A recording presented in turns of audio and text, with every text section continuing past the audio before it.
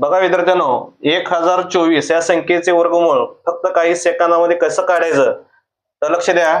या ठिकाणी 4 या संख्येचं, 4 ही संख्या आपल्या ह्या वर्गामध्ये कुठं कुठं आहे ते अगोदर शोधायचं. बघा या ठिकाणी आहे या संख्येचा वर्ग 2, परत या 64 या संख्येमध्ये आहे 4, या संख्येचा वर्ग 8, 2 आणि 8 हे घ्यायचं. परत ह्या दोन संख्या सोडून टाकायच्या. त्यानंतर पुढली संख्या घ्यायची 10. आता 10 पेक्षा लहान आणि जवळची संख्या कोणती आहे तर 9 आहे. त्याचं वर्गमूळ किती आहे 3. 3 च्या पुढची संख्या 4 घ्यायचं. 3 चौक 12. आता 12 ही संख्या 10 पेक्षा कशी आहे मोठी आहे, त्यामुळे ह्या संख्येत जर संख्या मोठी असेल तर इथली संख्या लहान घ्यायची म्हणजे 2.